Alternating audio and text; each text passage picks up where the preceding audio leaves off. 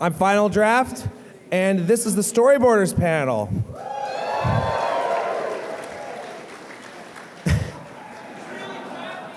I know. Well, it was funny a moment ago, right before this started, the music was playing, and half of my crew and all my friends over there are like dancing. I'm like, well, they're having fun. Nice. All right. Well, without further ado, let's bring up on stage the two noted, wonderful storyboarders for My Little Pony Friendship is Magic, Raven Mollesy. Come on, Raven.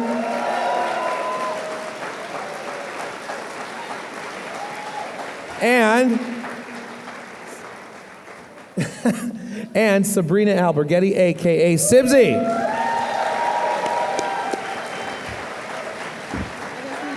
Scoot over.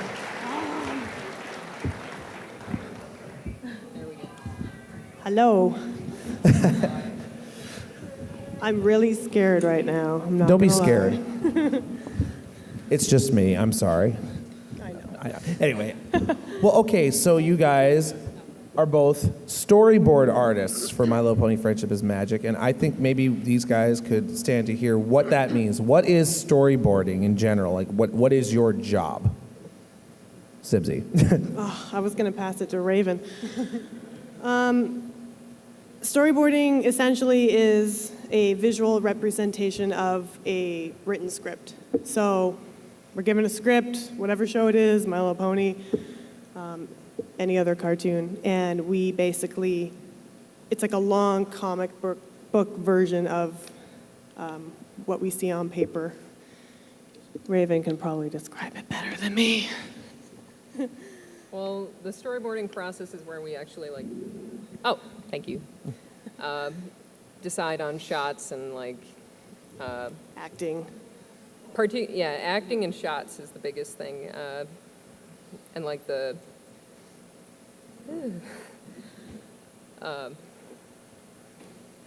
Basically, we plot out everything you see in the show, every shot, every cut, every action a character does, every angle, every camera move. That's us. We're kind of like a director in a sense, but not really a director. The directors tell us if we're doing a good job or not. Yeah. But there's a lot of things we decide for ourselves, like personally, when we're doing the board that we kind of pitch to the director. We're given a script and we kind of have to sell it to them. We're like, this is how we can make it better. This is how we can make it funnier.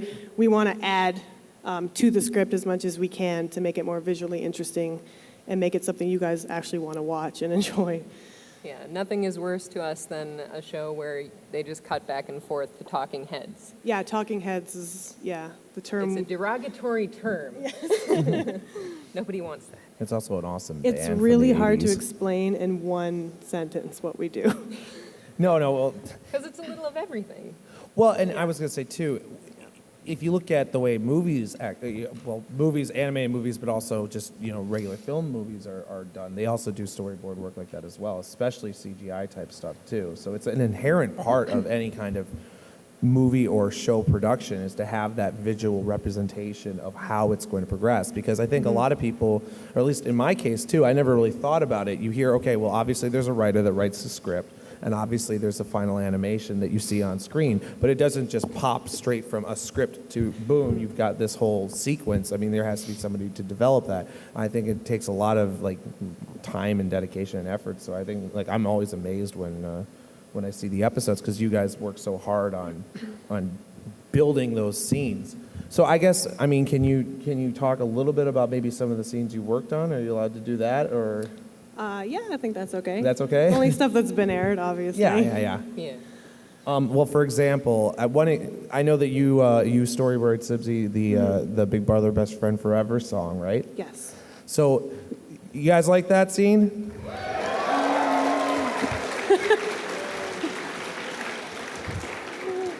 So, for example, in that scene, I believe there's a singing sandwich. Just before that sequence. Yes. Yes. Yeah. Was that you as well? Yes. What Stuff inspired the singing sandwich? Stuff like that isn't typically written into the script. That's stuff that, again, we look at it and try and say, how can we make this funnier and more appealing to the audience? Because that's our goal, really. And character. And sometimes I like making the characters act weird, and I kind of like doing angry Twilight for some reason. They always give me the angry scenes. I don't know why, but they do. And You're such a chipper person, I'm I think. so happy. As indicated by your keyboard. Yeah.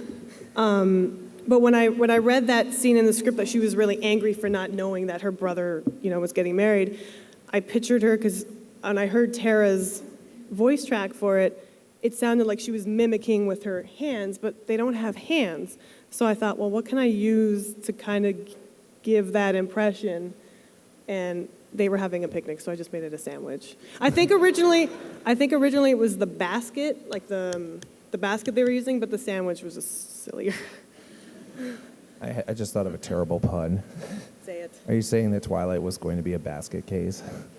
Ah, It's a terrible pun. I had to do at least one at this con. that's for Stephen Andrews. I got off the voice actor panel yesterday, and somebody came up and said, "Where are your bad puns draft?" I said, "I don't know."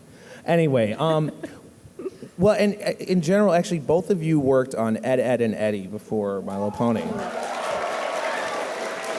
And a lot of people who work on My Little Pony who now work at DHX also worked on Ed, Ed, and Eddie. I know Jim Miller and several others, Woody. Yes, Woody, one of the... Jason even for a short Jason time. worked on the Eds for a while, too. Yeah, it's weird. And then there are actually voices from the Eds that are now on Pony as well, like Sam Vincent, Tabitha was in one season of it. So my question then is, going from your experience boarding for Ed, Ed, and Eddie, which has such a radically different style than Pony, to boarding for Pony, I mean, what was the major shift in how you each, in your own way, processed scenes and scripts? You get to go, Raven. Well, the scripts on Ed, Ed, and Eddie were originally they were more like they were outlines, and then the later scripts in season 5 were treated like outlines. Where, unlike Ponies, Ponies most of the dialogue is recorded beforehand, so we have something to work with when we're posing. But with Ed, Ed, and Eddie, none of that was recorded. We were writing the lines for the characters. It was a bit more. Like we had even more control. We had more control, but it's a lot more challenging. A lot more can go wrong. Yeah. It's a lot of hard work. It's nice to have that control, but again, if you stray too far from what the director wants, in that case it was Danny, the redoing of sequences will kill you because you spent like a week working on a whole sequence and he's like, that's not what I wanted, and you hang your head and start over. And cry a little. Cry just a little bit. It was a lot of fun, though. I enjoyed it. Killing babies is what they call it in storyboarding. That's why... So many dead babies. Yeah. When we storyboard... So many. It's terrible. You don't even know how many dead babies. So many, I don't know that they all get what you're saying. It's basically you become... Somebody in the back thinks you're killing actual infants. You become so attached to what you've done because you work so hard on it, and then someone just says, nope, and they throw it out, and you start over, and a little bit of you dies inside. And you just pick up and you keep going. And the next version of it will always be better, always. So you always have to keep that in mind, that it's the greater purpose is to make the show as good as you can. So, sometimes your first instinct in a sequence is the best. I've been burned before where I've went against my instinct, and the directors are like, well, why didn't you do this? And I was like, I did that, and I changed my mind, and now I regret everything because now I have to redo it again. Overthinking. Yeah, Sometimes. overthinking. Sometimes. Because there's so many different ways to say the same thing. Twilight, even something as simple as like Twilight Sparkle walks into her library. How is she walking into it? Is she, what kind of mood is she in? What is she feeling? Does she use magic? Does she bust in? There's a million ways to say it, but you want to pick the best one to convey, what you want to feel in the scene. Consistency, too, like what you just said about... You got to speak into the microphone. Consistency is an issue, too. Like, you want to keep the acting throughout, like, a 22-minute episode the same. Like, you always have to consider what came before and what's coming ahead. So that the characters arc properly. Because you can, like, in Lesson 0, like, something that I added to kind of track Twilight's progression is the ear twitching and her teleporting. The more off the deep end she goes, the more she twitches and teleports. Yeah, she storyboarded for lesson 0, by the way. Did it. And I have to say, I mean, that's one of my all-time favorite episodes, and I know it's a lot of people's favorite episodes. What did I will lean. I will You lean need to eat the microphone. One of my favorite things in that episode, and I believe this was your creation, was the crazy Twilight smile, the Cheshire cat thing. You also had her teleport into the beach ball, didn't you? Was that your idea? What inspired that kind of craziness? Having a really tight deadline and being up at 4 a.m. I was living... She's talking about herself, not Twilight. No, I would, like, when I drew the part, like, I think in the script it just said she was hiding behind a tree when she was approaching the Cutie Mark Crusaders, and I just decided to have, like, you know, the pleasant little, like, the sun shining and the happy bird, like, floating, like, flying down, and, like, her coming out of the bush with the crazy face. I was like, that was literally, like, 3 a.m. in the morning, and I'm like, this is funny. That is Raven. Just to myself. That's you on screen to me. When I see that face, I see you. In a good way. Oh, good. I love you. Well, you also have done a couple other small things fans might have recognized. Is Snowflake in here somewhere? Somewhere. His character design was your idea, is that right? That was a collaboration, because, like, you when gotta we... eat the microphone. You gotta. Eat it. There you go, like this. I'm just too laid back. I'm like... But when we get the board, we have, like, a handoff meeting where we all just, the director, the supervisor, and the team working on it, we all get together and, you know, address anything we want to maybe change from the script to strengthen it, or, like, come up with gags and stuff, and basically... Or take things out for time. Or that happens Usually a lot. that's what happens. But with Snowflake, it kind of just began as like, Big Jim like makes a joke, and then like I add to it, and then Jason adds to it, and then we have this character. So like in the board, I kind of did a rough design of him, and then they did a polished design. Like I think Jason had a lot to do with that design. Yeah. The John Kay influence. Do you guys have any, and obviously not talking about anything that's hasn't aired yet, but do you guys have any little in jokes that you put in on the on a storyboard, or I mean as in like little details that weren't in the script that made it through to animation that you put in there? For example, at the panel on Friday, Sibsy, you mentioned that the G3 Pinkie Pie face was your doing. Yes, I've been trying to do that forever. Did you also do Pinkie with the thumb coming out of her hoof and all that? I think that was my partner, Dave. But yeah, it's just, I can't believe we got away with that. That was amazing. I was so happy. I'm like, this is so creepy. So good. A few months ago, I was talking to her, and she's like, this is going to be so good. This is going to be so good. The fans are going to be so happy. And then it was aired as part of a commercial. I know. They wrecked it before. They ruined the surprise. For me, I can't think of anything other than maybe there's one soon that's a completely inside joke, but it's hilarious, and no one will know it when it comes out. But I'm gonna laugh.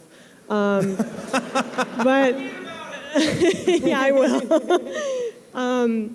I find just in general, I like to put a bit of my personality. I mean, that's what we all do as storyboard artists. We kind of, you know, we're given these characters, but you kind of inject yourself into them, right? And the one main one I remember the most for some reason, it was a very subtle acting thing. It was a very subtle expression, was from my very first episode ever, Dragon Shy, when Rainbow Dash, I can't remember the line now. Jeez, it was so long ago.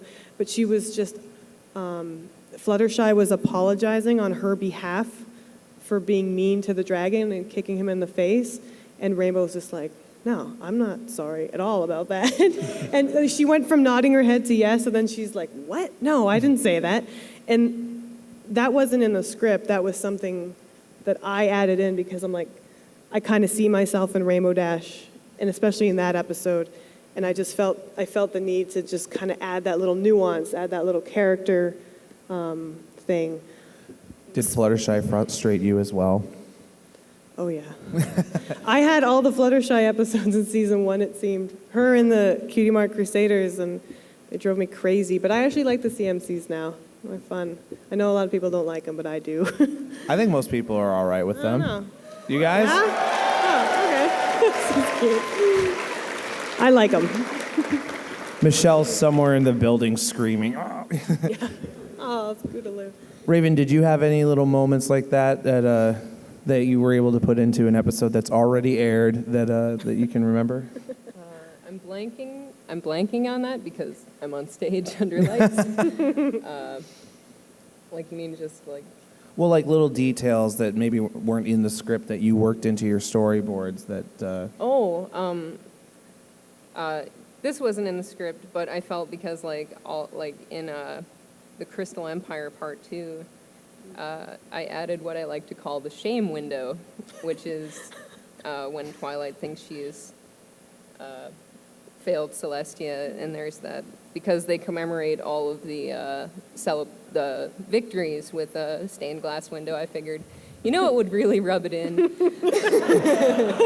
Actually, now that you mention that, this is a little shameless on my part, but my mom does a lot of glass work, and she's actually working on that right now.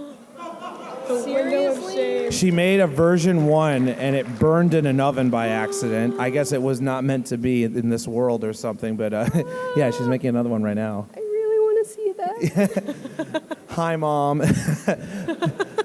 But anyway, well, okay, yeah, I thought that was awesome. Thanks. Now, another thing you worked on, speaking of kind of glass, you storyboarding, at least I know, part 2 of the Royal Wedding episode. And do you guys remember the scene where Twilight's in the crystal cave and she's seeing reflections everywhere? That was her.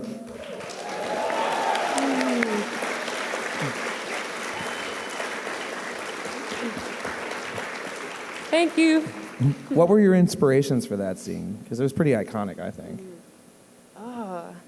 I don't know. I don't know if there was something in particular. I just really wanted it to be really unfamiliar and scary. Having everything except for her horn glow be black. That was my decision. And Woody thankfully found out a way to technically pull it off, because I guess it was tricky. They were a little against it at first. But yeah. Making it scary. Well, I guess that's also a good question to bring up, which is where, My Little Pony is a Flash animated show. When you go into boarding a scene, are you, as artists, do you approach it like, okay, we're going to limit what we do with the scene to match Flash, or you just make the scene the way you think it should, and then they push the Flash to meet it? Mm-hmm. We do all we can to make it dynamic and as interesting as possible. We're actually told to not let Flash limit us, and then they do the best they can trying to recreate our boards. It was a little trickier in season 1 when they were still developing the builds and I guess I don't know how that stuff all works, I'm sorry. Just all the characters and the turnarounds and all that, or, they would tell us to maybe try not to do a 3/4 down shot if you can, because we don't have the cycle for that yet. But we would just do it anyway, and then they would figure it out. And I remember one scene in particular I did. It was the episode with the cutie mark. They were trying to get their cutie marks, and Apple Bloom thought she got her cutie mark, and she did the full rotation trying to look at her butt. And I really wanted to do it because there was no other way to show that, and I thought it would be adorable. And they were, there was a bit of hesitation, but we kind of came to an agreement where if I cut her off just below her legs, and that alone helped the Flash animators cheat, because that would have been the hardest part for them to animate.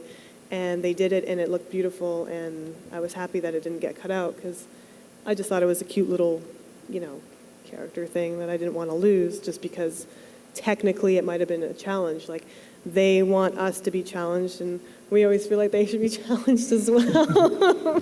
Do they ever come upstairs and just knock on your door and say, "What are you doing?" No, thankfully they do a really great job with what we give them. I find the more we give, the more information we give in storyboards, the more posing, the more acting, the better it will come back from animation, because there's less guesswork. We're giving them everything, and that's kind of how it was when we worked on Ed, Edd n Eddy.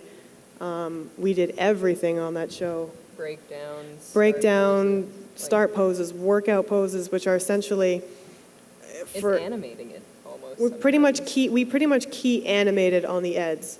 And we also had to make sure every drawing was really, really good. And the background had to work, the perspective had to work, because if it didn't, when it came back from animation from Korea, I think it was Korea, 7 or 8 months later, if we screwed up, they would just trace our stuff. So it would come back and look terrible, and then we'd be like, oh God, we shouldn't have done that. Yeah. So it was a lot harder. There was a lot more to think about on the Eds versus Pony, because Pony, we have a really great layout team, and we have our animation directors. We have more communication in-house, whereas on the Eds, we didn't really have communication with the overseas animation studio, so we had to give them a lot more. But if we ever did a terrible drawing, we would always laugh when we watch it on Cartoon Network and poke fun at each other, saying, "Look at your terrible drawing on the screen." I had a bad drawing day, and now it's there forever. Yeah. You go back on the DVDs, just pause and laugh. Yeah. And now there's Tumblr, and now I keep seeing just that was a bad one. That was a bad one. 4 o'clock in the morning drawings. Yeah. Well, I remember, I think it was towards the ends of season 1, somebody put together a compilation of animation errors from season 1 of Pony, and I think I sent it to you, and you're like, "Why did you send me this?" I'm not an animator. Yeah, but I remember you were kind of watching it a little bit frustrated, but I mean, you got to be able to laugh at those kind of Oh, it's mistakes, hilarious. right? But again, it's the time restraints, right? We only have so many weeks to do, everyone only has so many weeks to do their job, and you just got to get it out. Have you ever had a mistake that has just been more funny than others that you can think of? Like, what's the most hilarious derp that you guys have done? In storyboarding? Yeah. That may be translated into... Nothing, because everything gets fixed before it goes to animation. Our stuff is perfect. That's a lie. I don't know. I can't think of any myself. Me either. We've done so many drawings. So maybe it wasn't a lie. Maybe it is just perfect. I just know. assumed it was. It was a test there. No, because to make it's sure. seen by so many people, right? It goes through so many phases. If it's not caught by this person, it's caught by the next person, and it's changed and it's fixed. And sometimes they don't get fixed, and people make compilations of them on the internet, and we laugh. Well, another question I had for you, Sibsy, and maybe Raven, I'm hoping that this will be true for you soon too. Sibsy, you've done some comic book covers actually, as well as your storyboard work. And comic work. And comic work? Yes. Yeah. So tell the microphone that. They don't care. She's And like over comic here. work. Well, I mean, especially, I mean, a lot of people here know that you've done several of the covers for the micro series and for the main series of the My Little Pony. Yeah, there'll be a IDW. main one coming out soon. Yeah, but you also have done covers for, I think, Chip and Dale. Like Disney comic- afternoon stuff. Yeah. Yeah. Is there it's pretty awesome. Have you guys seen these yet? Yeah. She has a giant Darkwing Duck poster that I've been begging her for years now. I'm never going to get it, am I? It's exclusive to 4 people. Me, Tad Stones, and the two other of my artist friends. We're the only ones that have them. You should describe it for them. It's like the Obama poster, the red and blue, but it's Darkwing, and it just says dangerous on it. Awesome. It's huge. It's awesome. I want it so bad. But is there a difference for you in how, I mean, obviously storyboarding, you're doing an action scene or you're describing something, but like your process for drawing for say a comic cover? I mean, those covers have a lot of action built into them as well. So what's the Well, difference? I would say comic work because I've done comic work as well. I wish I could do more, but I can't with my time working in animation full time. It's just impossible. So I usually just do a cover here and there just to change it up. I find it's kind of a good thing to have a storyboard background going into comics because you're given the written word and you have to describe it in a picture. I find with comics it's a little trickier though because you only have one panel to say what you need to say. Comics are a little more liberating in the fact that you don't have to make sure things hook up, as we call hooking up in animation, where if Twilight is always standing on this side, if you cut around, you cut back, she still has to be on the same side. Comics, you can kind of move them around and make your, your composition, prettier because you only get one shot to do it, so you want to make it look as nice as possible. But I think if you can do comic work successfully, if you can, tell a story in 6 panels on a page, you'll probably be okay doing storyboarding because visually you're getting across what you want to get across in a clear manner. But it's kind of easier going backwards. It's kind of a break going to comics from storyboarding. For me. In the same family, I Yeah, guess. because it's all sequential art, essentially. Well, I have one last question for you before we go to Q&A. So before I get to that question, you guys may notice that there is a microphone right here. This microphone on its stand right there is for questions. Remember, like any other one of these panels, you cannot ask them any questions about stuff that has not aired yet. No, they will not tell you about details from season 12. I'm sorry.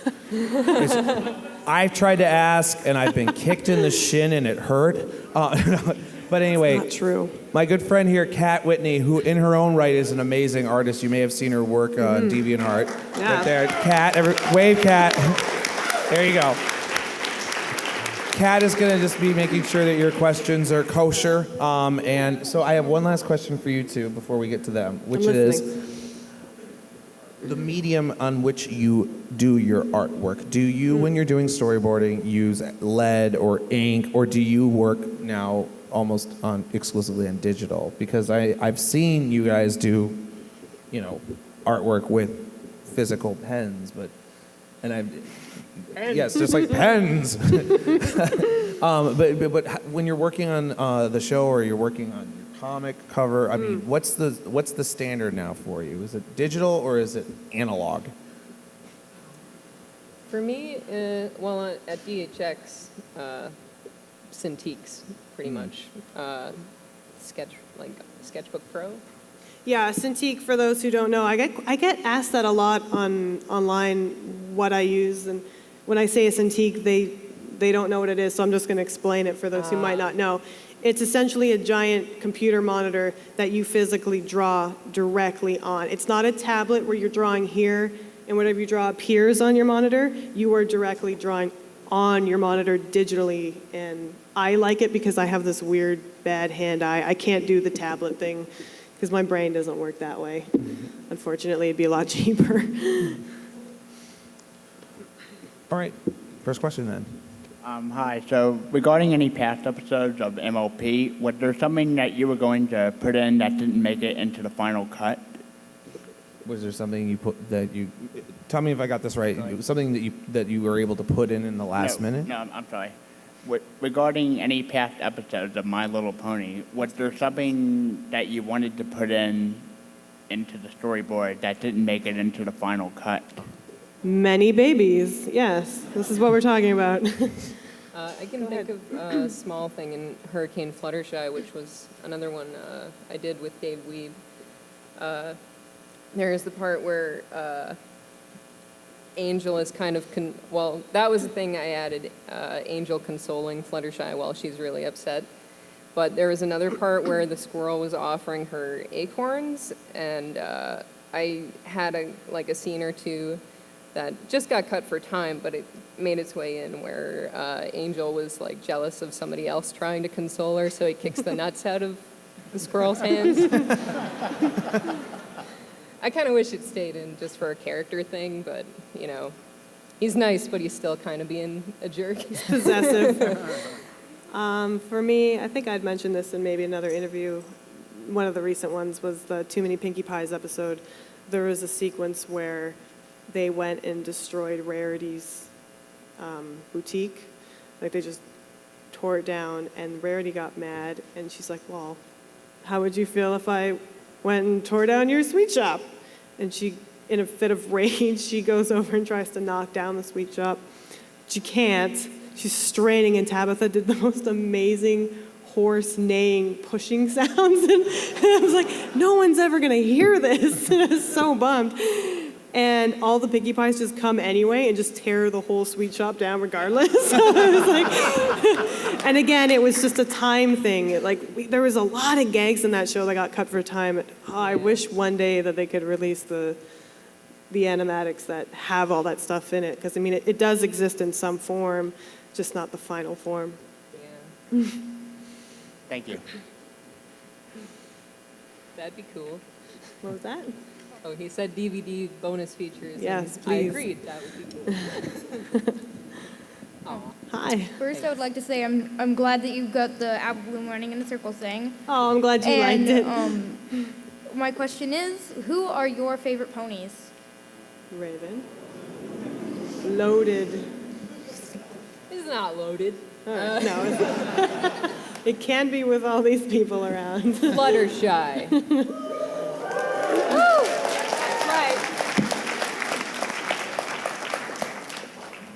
Twilight Sparkle.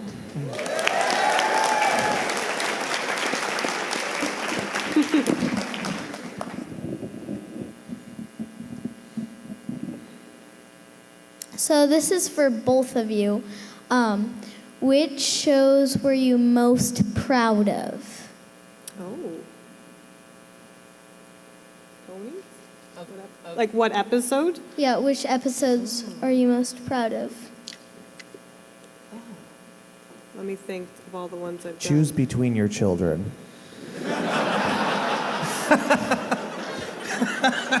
It's genuinely a tough question. Yeah, it like is a tough 3 comes to question. mind right off the bat for me, but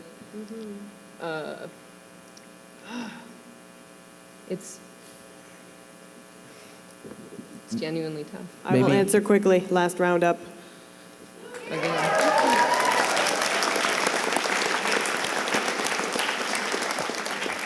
And for me, it's a really hard choice between Lesson 0 and Hurricane Fluttershy, but thanks. Both good ones. Both good. When you do the storyboard, is it frustrating to just draw these ponies because they're kind of hard to draw? Rarity's hair is like, Yes. like having to draw it over and over at different angles. It's like, It's funny, like during a break of My Little Pony, like once I'm done a season and I'm on another show for a while and I come back, Rarity's hair is always the first thing. I go, how do I draw that again? And I have to look at the model sheets. But it's not hard, it's just really time consuming, especially with an episode like Too Many Pinkie Pies. That one was, I wanted to die. Was that really did. episode fun? It was fun.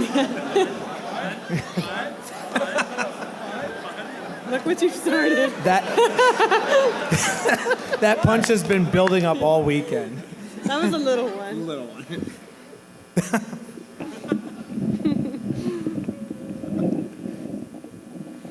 My question is most likely for both of you, but did you guys help at all with the overall design of the show, like what the ponies look like, what the town looks like?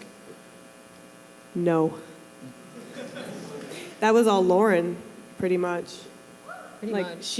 when we first started, she already had the Bible, like the design pack, which has all the character personalities, written down visuals, and the design team were the ones who took that and worked with Lauren and made it what it is now. We just have a lot of really talented people on board on this show. All right, We're thank you. quite lucky.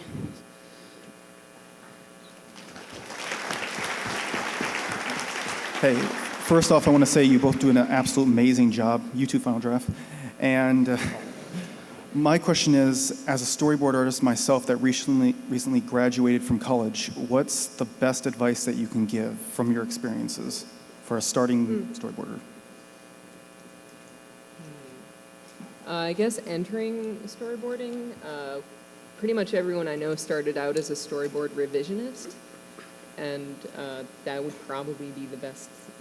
You said you've gone to school for it, or you're in? Yeah, I've worked on a couple of shorts too, done a few storyboards, and I can Okay. relate to some of the stuff you guys have been through. And say that's probably the shortest route I can think of. Because Revisionist is good because you get to see everybody's boards come in, because you're just fixing what the director calls that might not be working or acting, like little things, but you're able to see how a storyboard artist works from start to finish, and just seeing the physical boards, or the digital boards now, I guess, you kind of just take it in, you know? And I find usually revisionists, if you do a good job being a revision artist, they'll bump you up and say, hey, do you want to try a small sequence in, the next episode? They'll give you, a little sequence to do and see how it goes. Thank you very much.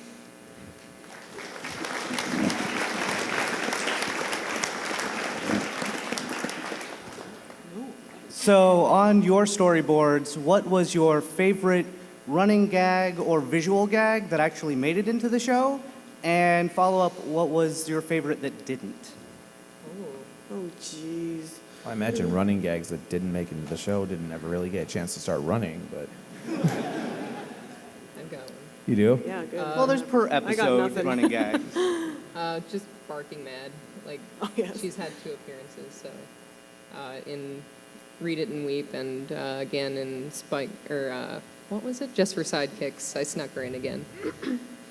For people who don't know who you're talking about, I think it's the at the hospital, the one that it's the not Screwless. Not This is a pony that's actually barking. You guys remember Yeah. that? Yeah, at The crazy hospital. barking pony. Barking mad. I guess that's like a fan name that's been dropped. I don't know. I don't really remember any. I'm sorry. All I'm right. being honest.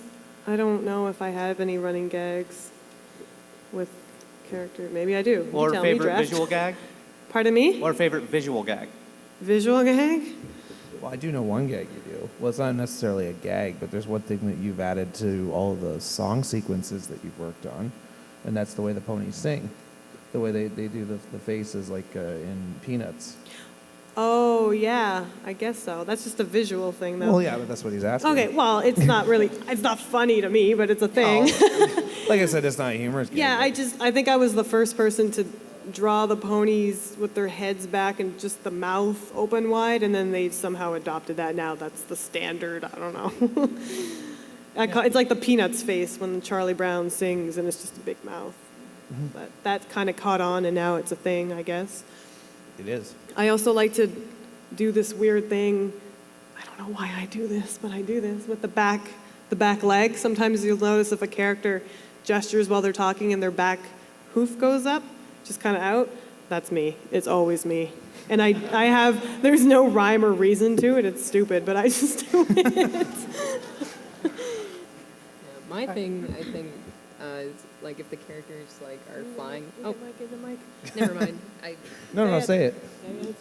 I like if we're talking like stylistic like things we tend to do. A lot of my when I'm doing like flying, like particularly Rainbow Dash ones where she looks like she's standing and just flapping her wings. I don't know. I like to do that. All right, thank you.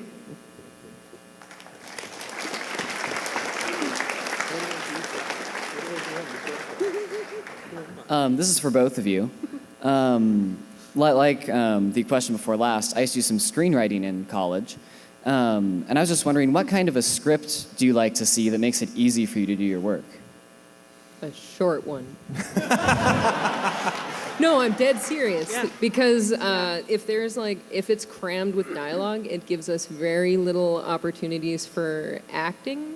And And- visual gags that we Yep. all like, yeah. Because if there's a lot of dialogue, guess what? There's not as many visual jokes, like, which is unfortunate. And if we want like to play a moment pretty somber, like nobody talking, there's no time for that if it's like jam packed. Gotcha. Cool. Well, thank you. Good answer. No, it's true.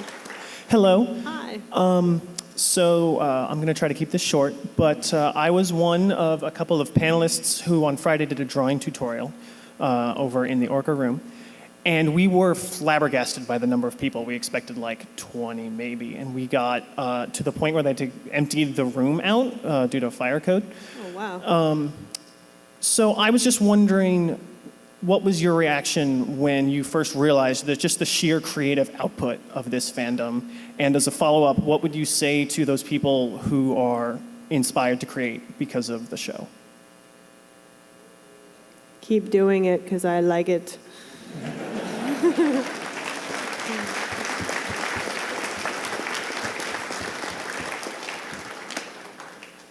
And the cool thing I've seen in this fandom, like a lot of the things people are doing are things that can eventually grow and expand beyond just this fandom. Like I'm seeing a lot of people learning how to storyboard, learning how to animate, like things that will like get you a job at some point, you know, like keep it up if only for that reason. Like you're training yourself and you have an audience that is giving you feedback, and that's really valuable.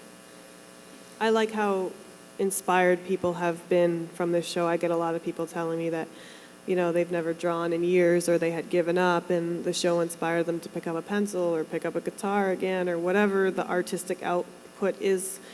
And being an artist, you know, we're all very emotional and silly. And we need that output. And it's really cool to see a show be able to speak to people and get them to come out again and try something they've never tried before. And, you know, I've said people who like to send me drawings, a lot of the time they're nervous because they don't think it's good enough or because their drawing skills aren't up to what they think is, you know, amazing. But I don't care because they're making the effort to do it. They're taking the time to do it, and that's what I appreciate personally, because that means a lot to pull yourself up out of that, you know, rut that you might be in and to just do it.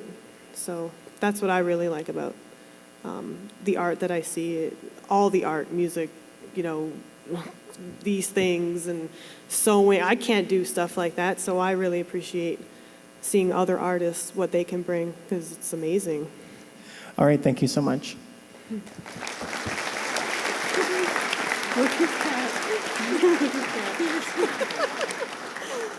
My question is sometimes when you're reading a script, some people come up with different outcomes, different staging, different choreographs, alternatives. So I was wondering if you ever encountered those, and what have you done with what did you do with the alternatives? Do you get Minority Reports?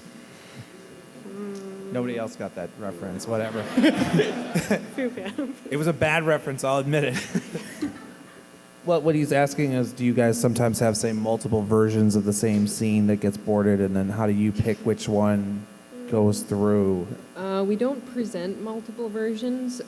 We might, like, I know personally for me, I'll board something out, and then maybe I'll look at it and then go, it's not strong enough, and I'll do maybe, like, tweaks according to my own judgment, and in that sense there's maybe a few versions, but then like it really starts getting into other versions when we start pitching it to the director and they start like helping us add jokes and stuff.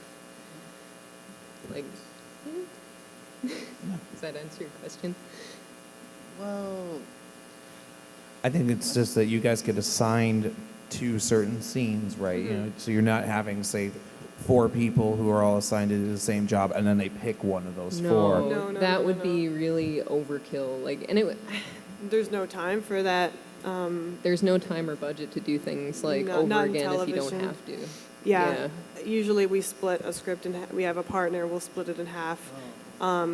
Sometimes I like to work sometimes not doing, like I'll take the back half and my partner will take the front half. I kind of like splitting it up into parts so it doesn't because everyone has different styles, right? Everyone boards differently. Everyone has different shot ideas. And Right. I found in a few other shows that I've worked on where you could really see the difference of when one person was storyboarding the first half and then halfway through it sometimes gets more boring or not as interesting because the artist might not be as strong as the person they're working with. So it's nice to kind of play to the board artist's strengths. Like if someone's not very good at action stuff or comedy, we'll give it to the board artist who's stronger at that. And it kind of gives you a nicer balance so you don't have to do things over because there's no time to do it. Okay, thank you. I did not answer his question.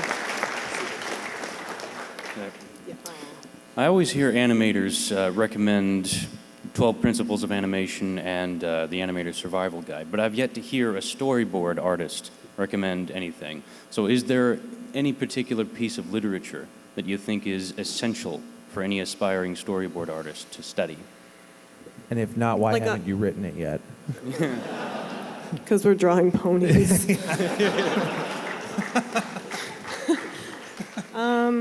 I haven't read a book on storyboarding since college. There was one that was recommended to me in college a really long time ago called Shot by Shot. The best thing to do, watch a lot of movies. Is any particular one? Pardon me? Any particular movie that you think would No, be good to study? watch everything. All the movies. Honestly, we would have movie nights together when we used to work at AKA, just so it's like seeing a storyboard. You're just absorbing by seeing visually, because you might get a script and you're like, oh, I can kind of reference back to something that I saw in this Alfred Hitchcock movie, or and make it kind of feel and how did they approach it and how can I approach it similarly. You don't want to copy, obviously, but that's what I was told more so than reading. You have to see it. You have to see what other directors are doing. I mean, it's almost like reading a book about music. I mean, the best way to appreciate music is to Yes. listen to it, right? Yeah. I have something to add to that. In particular, look at the things you really enjoy and then think a lot about how they affected you and why. Like, oh, this is a down shot here. How does this make me feel? Be your own therapist. In a way. It is very psychological. For the part of the Crystal Empire Part 2 where Twilight's looking into the door where in her fears, a sequence that I didn't watch it and then copy it, but I had it in mind. I had in mind the part in Willy Wonka and the Chocolate Factory at the end where Willy Wonka is upset with Charlie and he's just got his back to him the whole time. So that's why I staged Celestia turned away from Twilight the whole time, to add that sense of she's very upset with you, Thank you, ladies. It's just like a visual library in your head that you can reference at any time. The more information you have stored, the more you can, look through in your head when you're doing it yourself. Do you ever use, I know from our own conversations that you were a big fan when you were younger of the Disney Afternoon, just a little bit, and just a little bit, yeah. Well, I mean, do you ever look at those shows, like those old, 90s golden age cartoons like that, or Batman, or, anything like that when you're trying to come up with references? I mean, not to say that you're copying styles at all, but maybe as a way to see how successful cartoon shows. To be honest, I try and stay away from television animation just because it's pretty straightforward for the most part. Especially older stuff. Especially older stuff where the budgets were even less. Yeah. Features mainly, and lots of live action. Yeah. More live action almost than cartoons. Definitely. Thanks for the advice. There's a long one. Yeah. It's interesting. It's good. Oh, it's good. All right, my question is for Sibsy. Back in season 1, you had a scene where you had Barry Punch go right for the punch bowl. And there's a lot of us that like that scene a lot. And I was wondering if you might have had any plans to possibly include more Barry Punch in the future, kind of with those kind of things happening again? If I plan on it, Well, yeah, if that's something you'd want to push to get back in there again. if the opportunity arises that I could do something like that, Mm-hmm. I like to do little background things like that, but I haven't really had a chance lately. There just hasn't, you don't want to force stuff like that, Gotcha, right? absolutely. Like in that case, there was a party and in the design, there was a punch bowl, and I was like, I just remember looking at the design, because we just have like a stock set of background ponies, like the 9 that you see in every show that are copy pasted. And I just saw the one with the grapes and the cherries. I'm like, that's the one I'm going to put. But you have to be very specific if you want that in a storyboard, because usually we don't care. We just draw whatever, and the layout people are the ones who actually pick the ones that go in. But if you want a specific one, you have to make a point of it in the storyboard and note, say, can you please use this particular one for this scene? And I think they just cut out the burp that I had added in, but it got through, so you guys got it. Yeah, it was great. Thank you. Yep. Hello, Tombstone. Hello. Hey, how's it going? Not worthy. No, not worthy. No, I should be like. No. Crazy. Anyway, no, serious question. That's your new dance. What? Shh. Anyway, be quiet, draft. Anyway, no, serious question. As I know, like obviously, storyboarders tend to like research a lot of things, especially when it comes to something much more intricate. So, what I really wondered is like, especially like season 1, season 2, I saw like this like nuances of like, because they're ponies.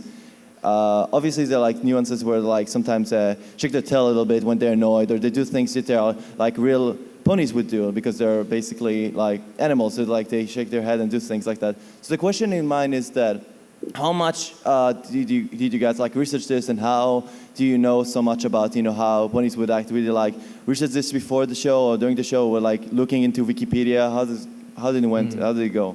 I think I'm going to boil that down to one sentence, too. I'm sorry. What, hot dogs and cash? I didn't say it, you did. Okay. We have an inside joke. I'm just going to tell everyone about this. One of his favorite bands, who he introduced me to, and I love, is Hadag Nahash. Am I saying it right? Yeah, they said it right, yeah. Yeah, they're an Israeli funk band. And anyway, the first time I heard it, I said, hot dogs and cash? So we've been yelling that at each other for months now.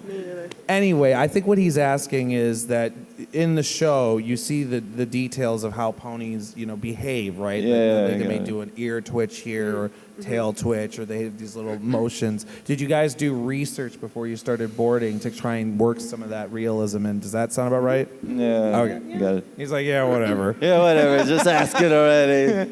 No, it's a but good question. Yeah. It's a good question. You want it? Yeah, like we always, like, especially like when there's something like, that's kind of impossible for a human to do, like certain poses and stuff. Like we look at them for like, I know the series Bible had like horse drawings and then like pony drawings next to them, and because they're very based on like what Lauren did with actual horse drawings. Not sure. Yeah, like we had anatomy, like we had like this pony anatomy drawing where we, like we can't bend the arms, or the hooves in a weird way because it's going to look dumb. And Lauren was I remember Lauren was very adamant about not making them human, like I guess the other generations of ponies.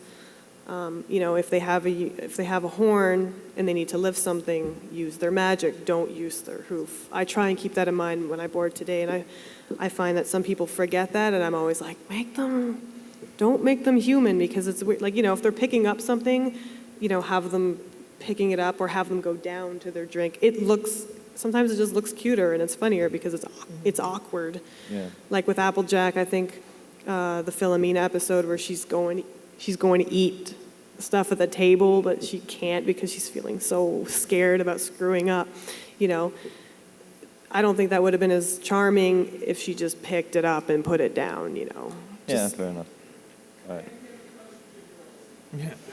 Oh, man. Fingers, woo! It's been so long since we've drawn hands. That's why Spike was, I really enjoyed drawing Spike because he's like... Because you can hold stuff, yeah. And Rainbow Dash is fun too. I remember when we first started the show, I think it was Woody had given us a whole bunch of reference from that old Disney cartoon with the flying donkey and said use that as references to how you can push her poses in the air, because Rainbow Dash is super fun to draw because you can get her off the ground and gesture more with, body language, not just a head tilt or an eye, furl or whatever. Yeah. So, yeah. But not to just don't make them look like they have broken hooves because it's creepy. It would look awkward, yeah. All right, thank you. Thanks, Toom.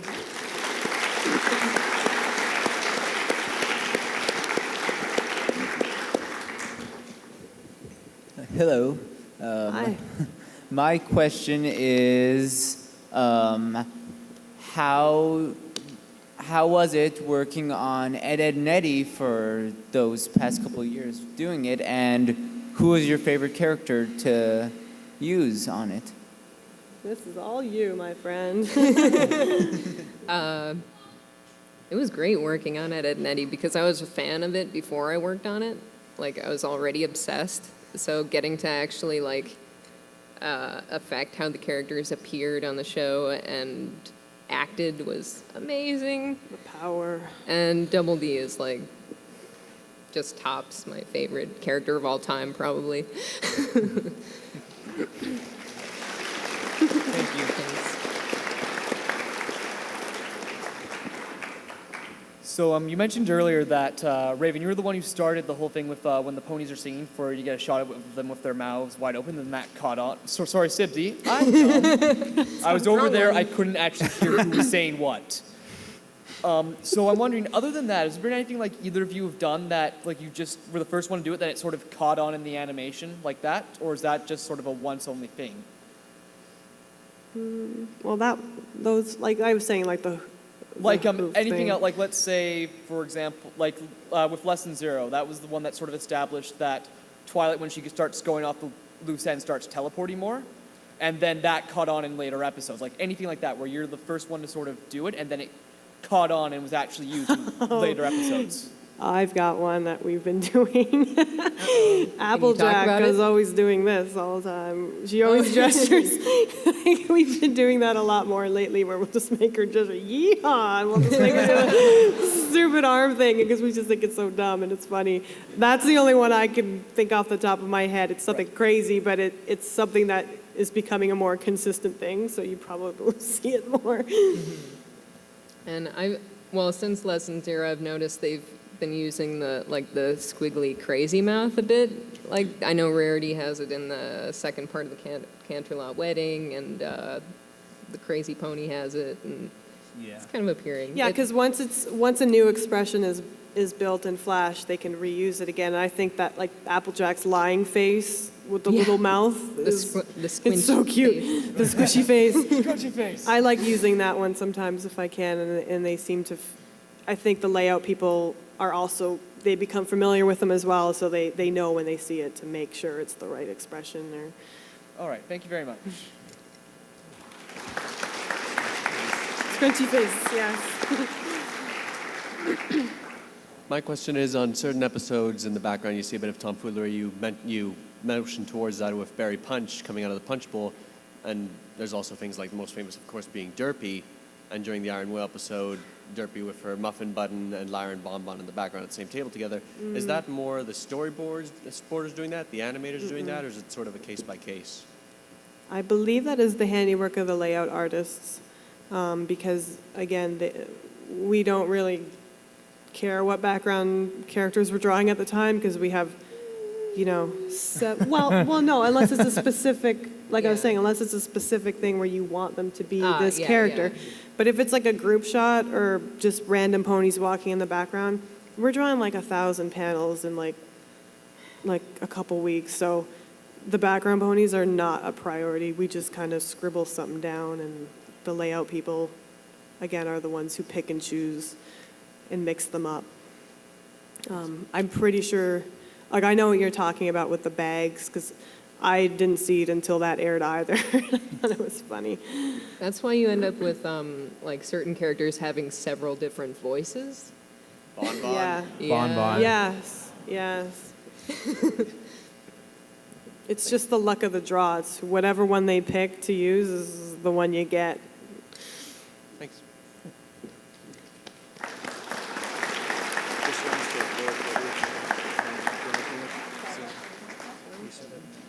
Hello. Hi. First of all, I'd just like to thank you two for everything you've done and are doing and will do. Thank you. On behalf of everybody here too. But for myself included, everybody watching the stream and later probably on YouTube, I'd like to ask if you could give some helpful advice and words of wisdom to anybody that wants to enter into the animation. Draw constantly. That's the biggest thing, because it's a lot of people look at drawings and then say they can't do it, but like it's directly proportionate to how much time you put into it, and that's the biggest thing because you want just the best drawing skills you possibly can have, like even before, no matter what position you're trying to find, I guess. Yeah. And don't get discouraged if you apply somewhere and you don't get in right away. I remember when I applied in college over 10 years ago, I didn't get into animation on my first try. I was applying to a very hard school to get into, that only accepted so many people. And yeah, you're bummed out, but it should drive you to push yourself and to not be discouraged. It sucks, it really does. Let's be real, but if you really want to do it, you'll find a way. And I find if you want to be in animation seriously, you really, really have to want to do it and love it because it's not easy. It's stressful. There's a lot of criticism, critiques that, you can, after a while you can, it can crush you. And you kind of have to develop a thicker skin, at least from my experience over the last 10 years that I've been doing this. But it always makes you a stronger artist. It's just how you deal with the criticism that'll kind of, show you where you're going to go, because you can either stop and say, I'm not going to do this, and just give up on it. Or you can say, well, maybe they're trying to help me get better. And if you take it as a positive, how bad can it be? You're only going to go up. It's a tough industry. It's competitive. It's just the honest truth. And if you're good at it, it's not a 9-to-5 job. No, if you're expecting normal hours, forget it. No. Remember what we. I don't mean to sound like a downer. I'm just trying to give the honest, it's fun, it's cartoons, and, how can you complain you're drawing cartoons for a living? But like I said, there's a lot, I guess it's like any job, anything can get you down, but it's where you go with it. Push yourself and just be grateful that you're drawing this for a living and you're not sitting at, Drawing Mando Pony? Yeah, well, whatever. Once or twice. All right, thank you. Yeah. Well, I don't want to sugarcoat it. Yeah. Hi. Hi. My question would apply to both of you, and it's which character expression is your favorite to draw? Like you guys mentioned, Applejack's lying face, or maybe Rarity complaining. What is your favorite character expression to draw? I can answer this. Go ahead, yeah. Crazy Twilight and Angry Twilight. I also enjoy Angry Twilight's good. And sad Fluttershy. You broke everyone's heart. Yeah, I sympathize a lot with Fluttershy though. Like there's certain characters that like you really empathize with, so it's enjoyable to draw, like to really get into their head, and that's all I mean. I'm not like trying to torture Fluttershy. I like Rainbow Dash to draw the best because she's kind of a badass, and I really just like posing her, like, because I feel that in me sometimes, you know, and that's me coming out in her. And I know it's kind of boring. I'm sorry.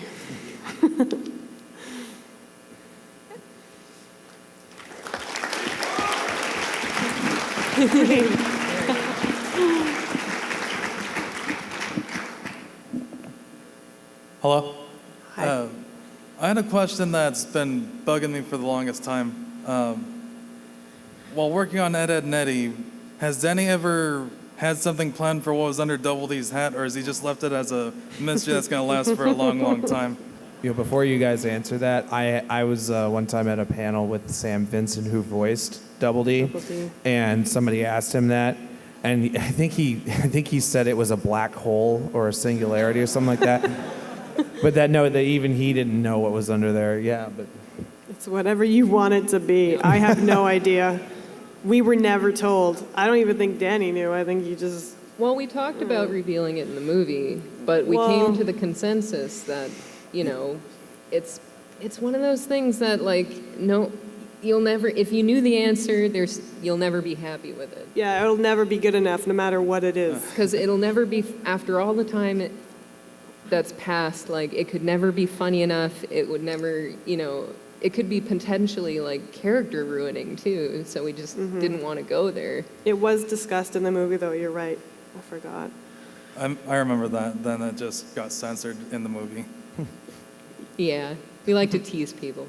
I think you can give it like a Zen answer. It's everything and nothing all at once. Well, we wanted to, because we gave away the brother in the movie, like, we didn't want to give everything. We still wanted, like, some mystery.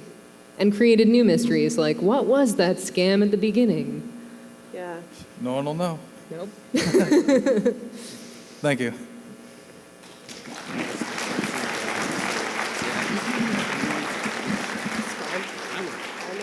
So I have a question about Lyra Heartstrings. She's like one of my favorite unicorns. A lot of people have noticed that she sits like a human, and a lot of people have made assumptions that she wants to like become a human and find out about the human world. So I was wondering if you're if you've ever considered about showing anything about how she or her obsessions. Okay, she's talking about Lyra, the you know Lyra. Yeah, and there's a scene where she's sitting on the bench in a funny way. Oh, I think that was one of my episodes. Was from that season one. you're doing? You have launched 1,000 fanfics. I can't take I can't take responsibility for that. I didn't board that part of the show. I'm gonna blame you anyway. What else is new? I didn't board that part of the show. My partner Nicole did. It doesn't seem like something Nicole would do. I think that could have been one of the layout people just a little bit bored and like, let's try making a pony sitting down on their butt instead, and look what's happened. But we can do that in storyboards, but I'm pretty sure I wasn't the one to do it. But still, it started a lot of fandom. It did.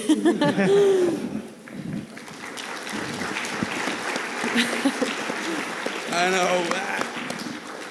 Okay, I got a question for both of you.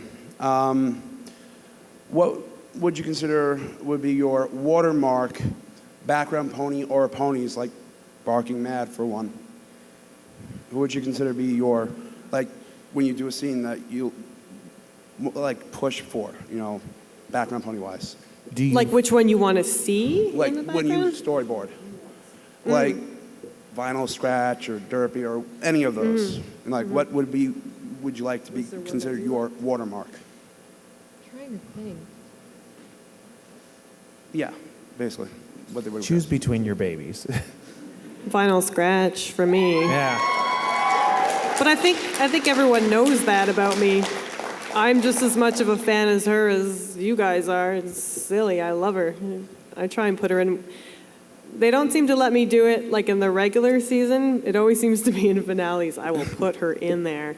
And I know in Equestria Girls, I'm like, she's going in here and she's going in here, and I don't even care.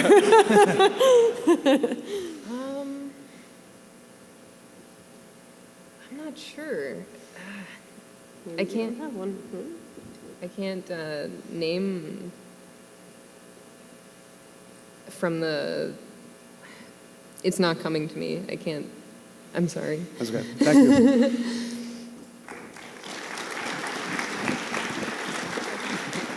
Hi there. Hi. I just wanted to ask, somebody mentioned earlier, the guy who was asking about background ponies, see, you told him that, and you told all of us, I suppose, that you essentially do 1,000 panels a week, which is kind of just mind-blowing to me. So I just kind of wanted to ask, sort of put it into perspective, how many panels does it usually take to do one episode? How many pages do you go through? How much paper do you waste? How many trees do you kill? Sort of, that sort of thing, Because I just want to get in a greater appreciation for what you guys do. How many forests in British Columbia are gone now because of Many.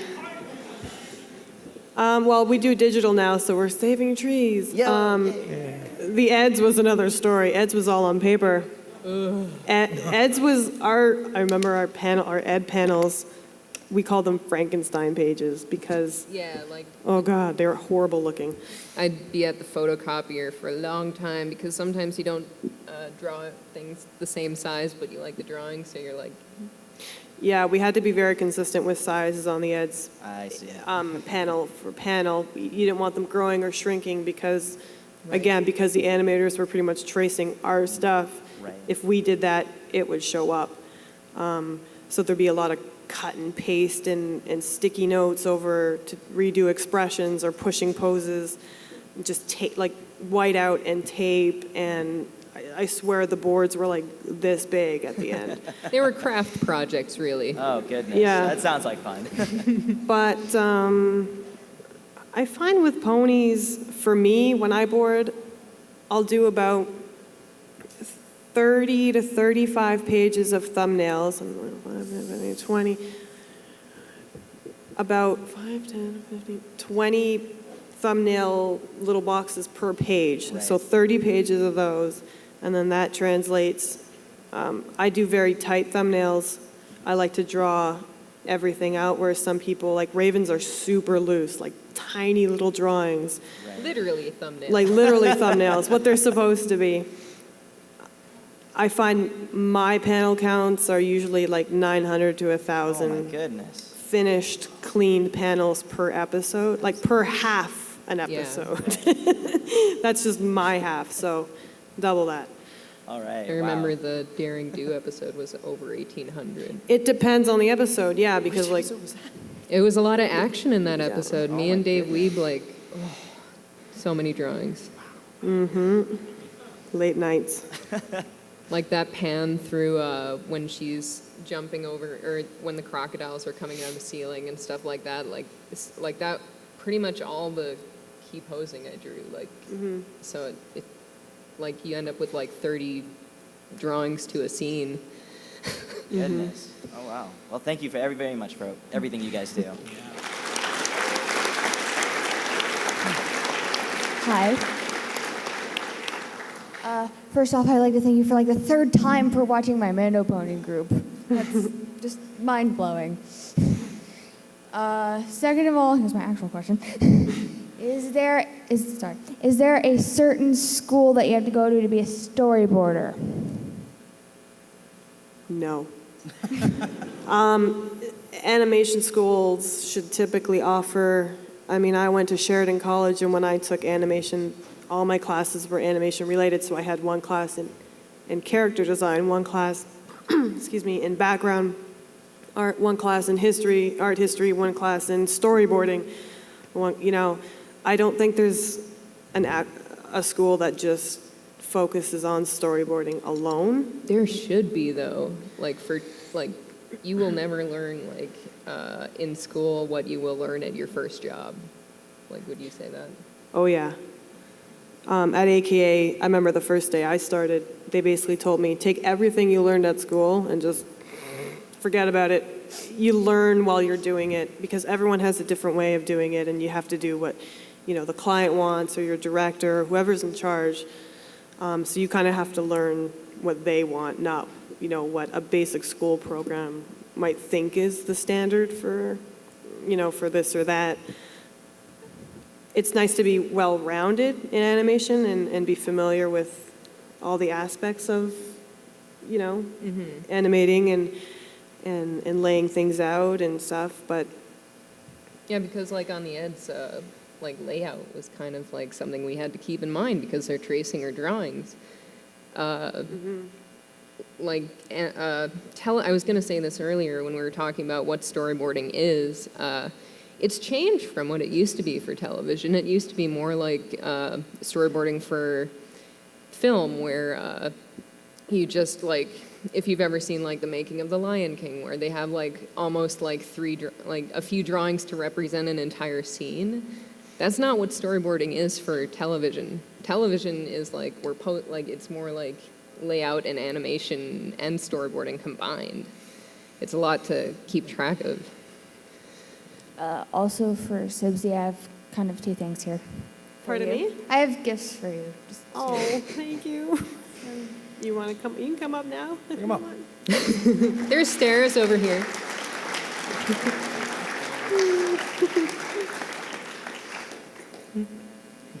So cute. Are you sure you want to do this? Okay.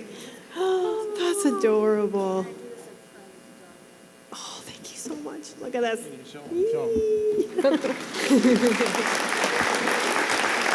Thank you.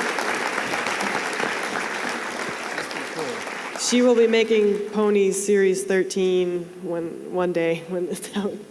She's the future artist, yeah. So cute. Hi, Ohad. Hi, Mike. My question is for both of you. I'll keep it short and simple. Who created Vinyl Scratch? Oh, Vinyl Scratch. That was, hold on, someone told me this the other day and I can't remember the answer to it.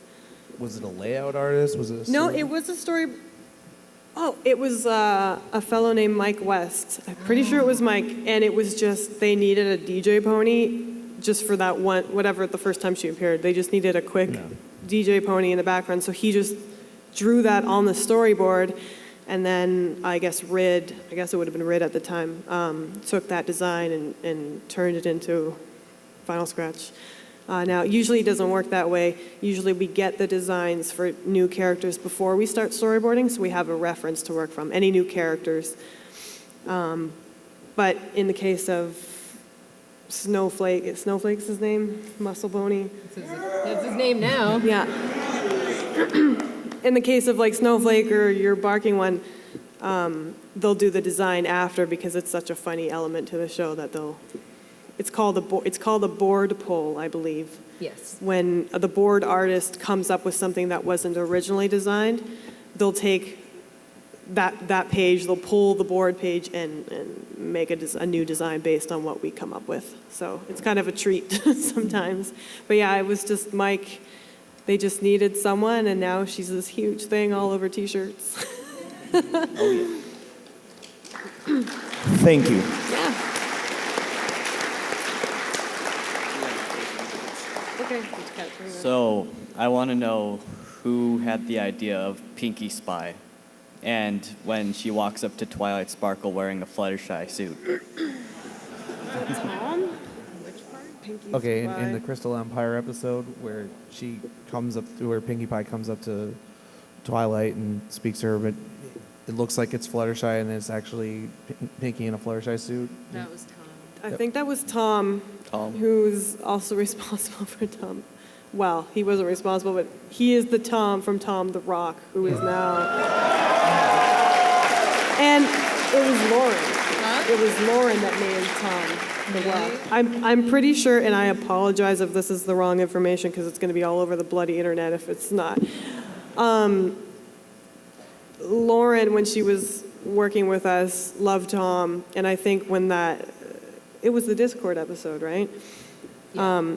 Named the Rock Tom from Tom, the storyboard artist, as some stupid little thing, and it's just become Tom the Rock.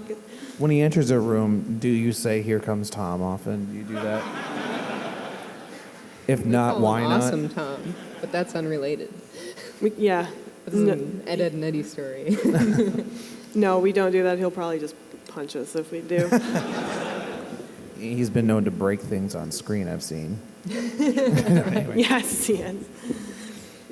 I was gonna say about that scene from the Crystal Empire that I really liked, or that you're talking about. There's a detail after that I really like, where Fluttershy walks onto the suit of herself. Yeah. I'm pretty sure like Tom put that in there, and I Yeah. thought that's so funny to me. Just wanted She to didn't say like- she didn't like it, yeah. credit that to Tom because it's so hysterical. Thank you.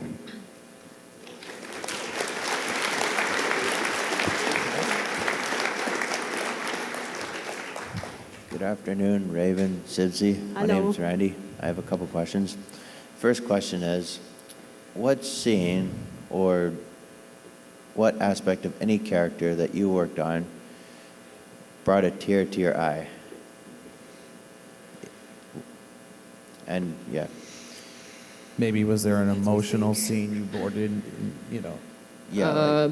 Hurricane Fluttershy, it wasn't written into the script where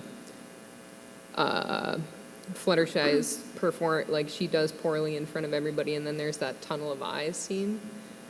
Like, because, you know, like, being in public is a difficulty I have as well. And I was just trying to, like, capture that emotion because I'm so familiar with it, and I don't know, that whole episode actually was emotional for me. For me, I'd say the wedding episode where, and I boarded most of this stuff, and I think they gave it to me for that reason, was when nobody was listening to Twilight and she was building and building and getting more frustrated with her friends not believing her. And it bothered me because it always seems to be the way with Twilight, where she knows what's going on and she's trying to tell everyone, hey, listen to me. And they never listen to her, ever. And then she finally, that sequence where she blows up at the table in the cafe at nighttime, I remember boarding that because I've been there many, many times, and I could totally relate to that feeling of the, it eventually turns into the I told you so, but the moment before that, because I always feel very unheard sometimes, and I'm the little quiet one, and so for me, that was it's an angry emotion, but at the same time, it's a frustrated emotion, so for me, that really, I felt that when I was drawing it. Like, that was me in those scenes. That was me on screen, pretty much. It also was painful for me to see when everyone was mad at Twilight after she blew up. Mm-hmm. My second question was, where did the idea come from for Lesson 0 and that episode where Twilight and Pinkie Pie go insane and just become really creepy and freaky? That was from Megan McCarthy, the writer. And she's told me on a lot of panels, I was interjecting because you guys that's don't do fine. the writing we for the don't know. episodes. You guys No. do the art. Mhm. She's told me that that's because she loves writing the ponies going crazy. That is epic, and I straightforward. thank you for making that episode. In fact, the episode of the Pinkie Pie, where she tries to have a little party with the potato sacks, part of that was censored on the Canadian Treehouse Network. Where she was doing what? Well, Pinkie Pie's Party of One. Oh, Party of One. Yeah, where she's okay. having a party with like the potato sack and gummy. That was censored Yeah, some of the dialogue was censored. on Treehouse? Yes. Whoa. Really? Yeah, I watched it with my nephews. That's kind of lame. I didn't hear. I have no idea. And I thought if it had to be censored, it must have been powerful. Anyways, I thank you That for the disturbs honor me. and the privilege of talking to you. And thank you so much for making this MLP for us. You brought so many people together. I love you. All right, well, on that note, that brings this panel to a close. Oh, and everybody, let's give a round of applause for Sibsy and Raven, and for Hans Royal, the head of Everfree Northwest. Thank you, guys. Thank you for coming.